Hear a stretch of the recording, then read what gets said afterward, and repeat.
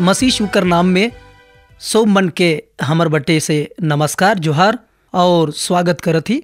भाई बहन मन रौरे मन के बहुत बहुत धन्यवाद देवत ही, कहे कि रौरे अपन बहुमूल्य समय के दे के ई कार्यक्रम में शामिल हो गेली। तो रौरे मन कैसा नहीं, शोभे मन ठीक है ठाक नहीं। चलू परमेश्वर कर महिमा होक, प्रार्थना कर साथ हमरे मन कार्यक्रम में आगे बढ़ब। हे यहोवा, स्तुति महिमा रौरे के देवत ही और आज करी सुंदर समय लागिन जेके रौरे हमरे मन के देली, सेकर खातिर भी स्तुति और महिमा करत ही। हे यहोवा, सब श्रोता मन के आशीष देऊ, बचन कर भेद कर बात के जाने बुझे और समझे लागिन सहायता करूँ। रेडियो कर चारों बटे पवित्र आत्मा के उंडेल देहू, जेके भी जे चीज कर जरूरत है वो के रौरे यीशु मसीह का नाम से पूरा करूँ। ई प्रार्थना यीशु मसीह कर मधुर नाम से मांगत ही, सुन के रौरे ग्रहण करूँ, आमीन। फिलिपी 3 अध्याय ओकर 10 पद के आज हमरे मन विचार करब। हियाँ पौलुस कर बारे में लिखल है और पौलुस खुद अपन मुँह से कुछ बात के कहत हैं। पौलुस कहेला, मोए यीशु कर और कर मृत्यु जय कर सामर्थ कर मर्ग में जाने के चाहून।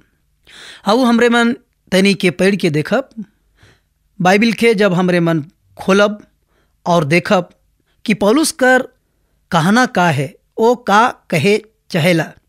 हिंदी बाइबिल में ऐसा लिखल है, ताकि मैं उसको और उसके मृत्युंजय के सामर्थ को और उसके दुखों में सहभागी होने के मर्म को जानूं और उसकी मृत्यु के समानता को प्राप्त करूं।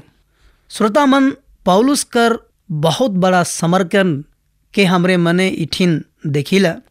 11 पद में आगे वो कहेला कि मैं किसी भी रीति से मरे हुए में से जी उठने के पद तक पहुंच सकूं। पौलुस यीशु के और भी अधिक यानी बगरा जाने चाहत है। यीशु मसीह के हमरे मन जितना जानब उतना आशीष हमरे मन के मिलिला। यीशु के जानना यानी ओकर और करीब में जाना। श्रोता मन, पौलुस इतना आत्मा में हो समर्पण रहे। हमरे मन देखिला कि पौलुस अपन जिंदगी में बहुत आत्मा के जीतलक, बहुत मंडली के खड़ा करलक, मुदा इतना में वो कोई संतुष्टि नखे। प्रभु लागिन ओकर अंदर में जे चाहत वो ख़त्म नहीं होलक। हमरे तो तुरंत थाइक जाइला या तो तुरंत सोचिला, वाह बहुत बगरा काम कर ली, बहुत हो गलक, बहुत कर ली, बहुत काम कर ली, आत्मा के बहुत जीत ले ली। मुदा पौलुस कर जिंदगी में कभी ऐसा नहीं रहे। अगर हमरे मन फिलिपी कर पत्री 3 अध्याय 12 पद से लेके 14 पद के हिंदी बाइबल में पढ़ब तो ई बात के हमरे मन प्राप्त करीला। आउ तनी हिंदी बाइबल से पढ़ के देखब। यह मतलब नहीं कि मैं पा चुका हूँ या सिद्ध हो चुका हूँ, पर उस पदार्थ को पकड़ने के लिए दौड़ा चला जाता हूँ जिसके लिए मसीह यीशु ने मुझे पकड़ा था। ई पद में हमरे देखिला पौलुस कर नम्रता कहेला, मैं सिद्ध नहीं हो जा हूँ, मैं दौड़ा चला जाता हूँ। एकर मतलब ओकर जीवन में जोश भरल रहे, इच्छा और भी जाने कर कहेला, मैं यीशु के और जानबू। इतना में ओकर इच्छा पूरा नहीं रहे। आज हमरे मन तुरथे थाइक जाइला, हमरे मन तुरथे कहे लागिला, बस हो गलक। हमरे के जीवन में भी ऐसा होवे के चाहिए और आत्मिक जीवन लागिन हमरे लालायित रहे के चाहिए। जोश और जुनून ख़त्म नहीं होवे के चाहिए। मुदा आज कर विश्वासी मनकर जिंदगी में हमरे देखिला कि तुरंत अनसाए जाए ना, थाइक जाए ना।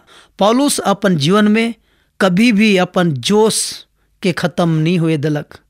कतनो भी उनकर जिंदगी में कष्ट आलक, मायर के अधमुआ भी कर देवत रहे उके, मुदा फिर से अपन लहू मन के पोछाए के और जात रहे बच्चन के प्रचार करे और कहत रहे तोहरे मन मोके मार देला कोई बात नहीं, लेकिन ठोए और कहे चाहन कि यीशु मसीह जिंदा है, यीशु तोहरे मन के प्रेम करेला। तो भाई बहन यह हमरे कर जिंदगी में भी होवे के चाहिए। कभी भी प्रभु लागिन जोश और जुनून खत्म नहीं होए के चाहिए। हमरे राजा दाऊद कर बारे में पढ़ीला, वो कहेला जे लखे एक हरिन पानी कर बिना तड़पेला वैसने हे प्रभु मैं तोर बिना तड़पोना, मैं जीवता परमेश्वर कर प्यासा लाहूँ। ये भूख और प्यास आत्मिक जीवन में कभी भी घटे के नहीं चाहिए। हमेशा परमेश्वर लागिन भूख और प्यास हमरे जीवन में बनल रहे के चाहिए।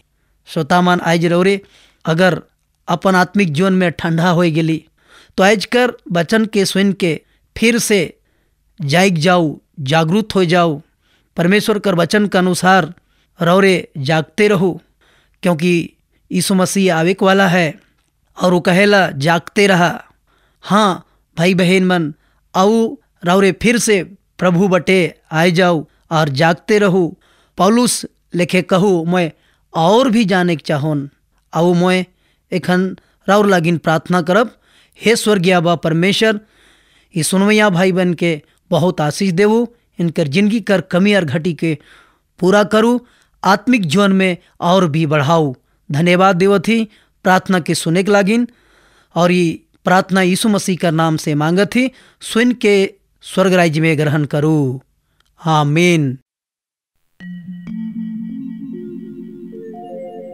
ये तय सुंदर जिंदगी में का करे आले भैया, ये तय सुंदर जिंदगी में, ये तय सुंदर जिंदगी में का करे आले भैया, का कहर जाबे सोना का ले गावे, का कहर जाबे सोना का ले गावे नी, का ले गावे।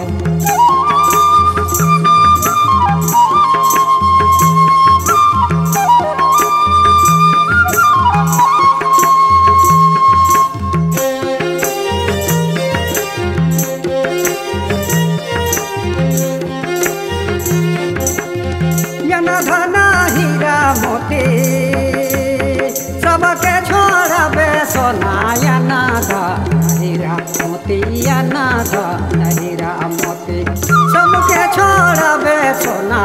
दुनिया कर माया छोड़ी एकले तो जाबे, दुनिया कर माया छोड़ी एकले तो जाबे नी, एकले तो जाबे।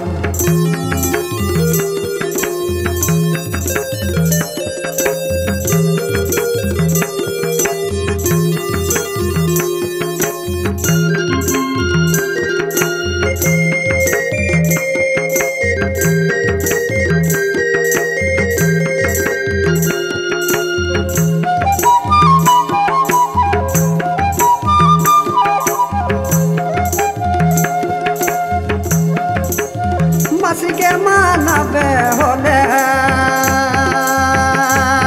अनंत जीवन पावे, मसीह के मानवे होले, मसीह के मानवे होले अनंत जीवन पावे। पाप करबे होले नरक जाबे भैया, नरक में जाबे। पाप करबे होले नरक में जाबे भैया, नरक में जाबे।